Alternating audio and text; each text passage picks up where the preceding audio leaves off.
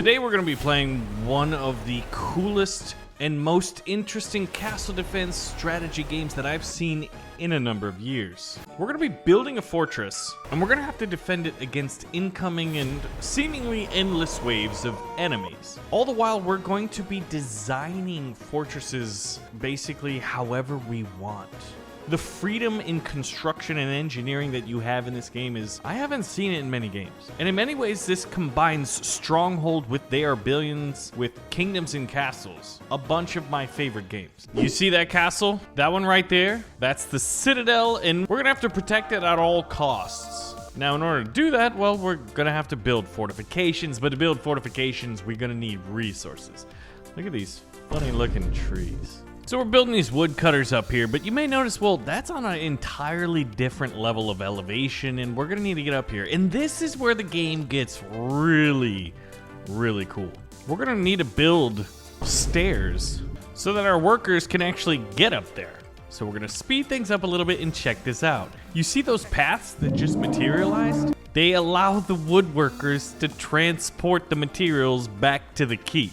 If there's no path for them to make, well, nothing works and we die.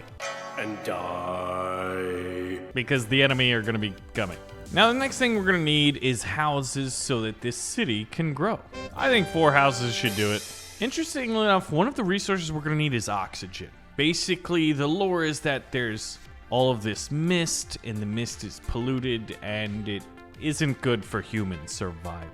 It's a resource building, and you can't just put it anywhere because it needs to be higher up to get better access to higher quality oxygen, I guess. But one of the interesting places you can put it is right on your castle. Looks like I can put another woodcutter up here.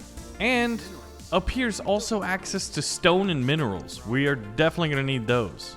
But this is sort of where like the They Are Billions style of gameplay comes into play, because we can only build within the little highlighted area. So to expand outwards, we need to build a torch, and it increases our line of sight and our building coverage area. And now we can build a stone quarry up here, and depending on where we put it, you'll get different levels of resources. So obviously we want to optimize it because we're only going to be able to put 1. So this guy's gonna produce 15 stone and 4 minerals every timing iteration. We could go out exploring to try to find resource caches. And now there's an interesting mechanic. The higher the wall, the stronger the stone. Seems simple enough. And you can see its toughness level has a different appearance to it. So we're gonna send our adventurers over here. And look at that, the resource caches. It looks like stone and minerals were actually maxed out on 400 stone. So before we gain access to that, I think it's time to build up our stone defenses. So there's a number of fun ways to build. You can use big sections, you can use small sections. Oh, that's cool. Did you see that like the bottom of the stones upgraded a little bit visually? Because, you know, the higher we build them, the stronger they are. And now we're level with some of the pre-existing superstructure. Now we're also gonna need defenses over here. And this is looking pretty good. This is a very, very big tower area. I wonder if we could use that. But look at these. These little spiky wooden traps are going to be excellent to put in front of the walls. Although they cost a ton of wood. But there's so many cool ways that you can do this, right? Like, I could use these like wooden dive boards to cover greater areas and use less stone overall, while still giving me pretty good access to these other areas of the battlements. How freaking cool is that? Look at this. Look at the level of detail you can get into. That used so much less stone. Now, we can put a door in here. But they're gonna need access up there, and you can make some pretty cool advanced stairs. And then you can build what I would call the ramparts, but they're calling Merlins. And it makes the castle walls look even cooler, and I think increases their strength. But it looks awesome. So we've ran out of most of our stone, so let's go ahead and get some more. I don't know why, but I really love doing this because I feel like I'm being super savvy with my resources. And I like this tower. I'm not entirely sure what to do with it just yet, because I don't think I could just like lay boards across it. I don't see that as an option, which it should be. And I just realized that there's sort of like this little like archer's hole right here. We want to give access to that. Now I think if I complete this, I'll almost have a way to walk that entire It's not necessarily pretty over here, but it works. Still outside of our territory. So another torch. This should do it. I'm a simple person. I want all of the resources. We're going to be building quite a big fortress. Now, one of the other things you can do is place banners, and they increase the damage of your archers. So we'll place a few more. And if we put our warriors in there, well, then we do what we're told. Damage boost, range boost as well. Are you thinking what I'm thinking? Wait a minute. I think we built a little bit too much because it's nighttime. And guess what happens at nighttime, guys? You guessed it. The baddies come. While that's all happening, I'm seeing a giant tower. It has incredible amount of coverage, and if these flags increase the range of our troops, could we put some people up on these walls? We are about to be attacked, so maybe my wood should go towards placing spiky traps. That just wasted well, not wasted. That used so much of our wood. It's free real estate. So defend the citadel at all costs is the objective here. Now, one of the interesting things you can do is fast forward things, and it looks like we'll have to survive 3 waves. Now, each of our soldiers has a different ability. The archer fires arrows. This person is a lobber. Deals low damage to multiple targets. And this is our hero, Iris. Now, eventually, we're going to be able to build up more troops. Oh, there's another tent over here. I'm not sure what's over here, but it is another forest, and that looks like it might be a resource stash. All planning aside, none of that matters if we do not survive against this attack. I love how you can change the camera around because you can get any kind of viewpoint you want. You want to view it from the defenders and see the ravenous hordes that are, oh my god, that is a lot of them that are about to attack us? Or do you want like a bird's eye view for the grand strategy of it all? Well, I get to choose. So it looks like we're going to be good against this first wave. We do have a lot of spiky traps. Okay, they're saying that it's just going to get bad, and they still can attack us during the daytime. We're not just magically safe. So in order to defend all of these ramparts while still going on grand adventures to figure out whatever's over there, we're going to need to build an army. But we're lacking some people. We're going to need to build more houses. So this will be the populated zone. So now that we have more citizens, we can build the barracks, which actually also seems to serve as a tower. Wonder what we could put on that. Our oxygen rate is, we're producing more than we're consuming. Is this a daytime incursion? Okay, a few scouts. Now that we've got this, let's start producing bowmen and find a way up here. 6.5 hours later. Yes. All right, now we have access to this. Can you make it up there? I think so. So they just scurry along the walls, climb up our intricate stair system. I guess it is relatively simple, and get all the way up here. And voila, salvage obtained. Fantastic. We're producing more soldiers. The day, it's about midday, so we have half the day left before nighttime. They said, post me high. Say no more. I have just the spot. Now to get over there, I guess you go out this door and then have to walk all the way around. That's a rather far distance. Oh, there's so many resources. Should I try to expand out there? I guess one thing you could do is just build a super tall structure if you have the resources, right? And then just place the torch on the high ground. Anakin, look at that. Heck yeah. And then get the leather bow upgrades and increase their range even more, because why not? He's on the diving board. I just love that I can do this.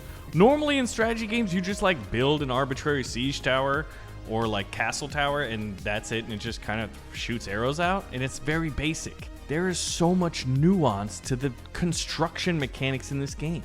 Like even making stairs is fun. So now I have access up here, and this arbitrary building now became something really cool. Oh, the knight's nearly here. Where are they going to attack from? The other side. Okay, well, we'll rotate our defenses.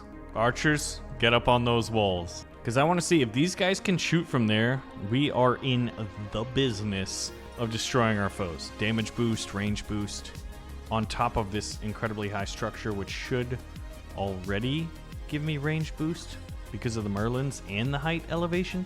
Yeah, so torches don't work when you put them on stuff. Okay, well, science. And this is a very, very good lumber location. Okay, so here, oh my gosh, that's quite a big wave. We are getting our arrows firing from the tall tower. This Oh no, they're gonna destroy my torch. You know, we should put up more spiky traps up. Because now I don't think we can, yeah, we can't operate this over there. Imagine if you could build rope bridges. You could build some really, really cool stuff. So we've survived 2 nights. There's the 3rd night. You know, I sort of have a feeling we're going to attack from both sides. So we're going to need more troops. Now, if I raise it 1 more level, it goes to plentiful. So if I raise it to another level, it's maxed out at 180. I think my workers need access to it, however. So I'm just going to kind of plan for that eventuality. And I think if I can get away with it, I want to build a door here. That won't work, will it? Oh, I can do the thing. Oh, yeah. Now there's a path, and it's producing oxygen. And we are in the positives again. So we definitely could be using more wood production. We're making 106 wood a minute. It's just a matter of how many minutes do we have till the night invasion? Because there's no more area that I can build woodcutters in. I feel like I've maxed it out. Because this white line is the perimeter. Now, as far as unit composition, lobbers are good for groups. I bet there's going to be quite a big invasion. But everything costs resources. This is very reminiscent of like They Are Billions mixed with Kingdoms and Castles mixed with Stronghold. And I, for one, absolutely adore this game. Ranged boost by putting Merlins in front. Well, the whole wall section is set up that way. We could try to build up this tower even more. I don't know why I'm building this up. It's just like because I can, I guess. This is awesome. So there we go. We have a tower. It's derpy, but it works. And since we built it, we need to put an archer up there. And at this point, it's just accumulate as much wood to build the traps. Now the area with the least spike traps seems to be this area over here. Here we go. Let's see their path. They're going over to the bridge, which makes sense. And they're walking here. 1 torch will activate this one, which will power that shed. And oxygen production is still within normal parameters. That should do it. Oh my gosh, I always get it on the wrong side. There's these cool, like, spirally stairs. It's so absurd, but it works. All that to get oxygen. The amount of stone I spent to get this thing producing oxygen. It was a lot. But this is what the fortifications look like at this point, from viewing it from all over. It's pretty decent, I think. So a few more traps. And I mean, I guess we're as ready as we'll ever be. Wait, we gotta have someone on the diving board. This is incredible that you can even do this, man. Like, look at the dude on the diving board. Let's get some more traps. And I mean, you know, we're as ready as we will ever be. Now, I'm starting to get a little bit of like Timberborn, where you can build on top of other buildings and you can really create some fun like efficiencies. Now, nothing about this fortress is really efficient at all, other than the fact that like it's efficient on life, right? If you're in it, you'll probably survive. If you're outside of it, you'll probably die. So inside is efficient on life. You see that? Yeah, I'm trying to give myself a little bit of credit here. All right, everybody, wish us luck. Trigger the next horror attack. Why not? I mean, how many troops can they really bring to bear against this absolute bastion? Oh my. That's a lot of troops. And they're going to be coming from both ways. Like, look at this. This is terrifying. Now, I've toggled off the UI just so I can get cool, pretty pictures and just to appreciate the sheer beauty of this game. Like, look at all these enemies. Look at our diving board archer. Oh, it looks like is that an arrow or like a firework arrow? Like there's explosives on the end. Oh gosh, they're attacking over here too. Huh. They are attacking everywhere. Are we gonna survive this? Here. Without UI, I guess I can't hire more troops, can I? You know what? Everybody, I guess, has a job, including this. Oh, they killed the archer on the diving board. We lost a troop. We might as well surrender. He was the best of us, that archer. Wait a minute. I think we're gonna survive this. We did it. And they didn't even really get through to our walls too much. There's like one guy left. We killed him. Did we win? We did. We've defended the forest garrison. If you guys want to see more Cataclismo, let me know. And I'll see you in the next video. Thank you for watching.